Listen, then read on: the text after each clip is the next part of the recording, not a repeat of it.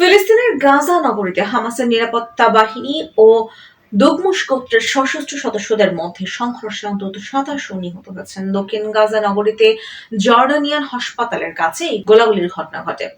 প্রত্যক্ষদর্শীদের বরাত দিয়ে গাজায় হামাস পরিচালিত স্বরাষ্ট্র মন্ত্রণালয়ের একজন জ্যেষ্ঠ কর্মকর্তা বলেছেন, নিরাপত্তা বাহিনীর বিভিন্ন শাখার সদস্যরা নগরীর ভিতরে অবস্থানরত সশস্ত্র গোষ্ঠীর একদল সদস্যকে ঘিরে ফেলে।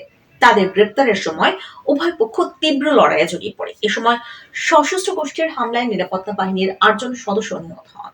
স্থানীয় হাসপাতাল সূত্রে জানা গেছে, শনিবার থেকে শুরু হওয়া এই সংঘর্ষে দুগমুশ গোত্রের 19 সদস্য এবং হামাসের 8 জন যোদ্ধা নিহত হয়েছেন। তবে দুগমুশ গোত্রের একটি সূত্র স্থানীয় গণমাধ্যমকে জানিয়েছে, হামাস যোদ্ধারা একসময় জর্ডানিয়ান হাসপাতাল হিসেবে ব্যবহৃত একটি ভবনে প্রবেশের চেষ্টা করে। ঘরবাড়ি ধ্বংস হওয়ার পর সম্প্রতি আল সাবরা পাড়া থেকে সেখানে আশ্রয় নিয়েছিল তাদের গোত্রের বেশ কিছু পরিবার। ওই সূত্রের দাবি, হামাস পরিবারগুলোকে উচ্ছেদ করে সেখানে তাদের বাহিনীর নতুন ঘাঁটি বানাতে চেয়েছিল।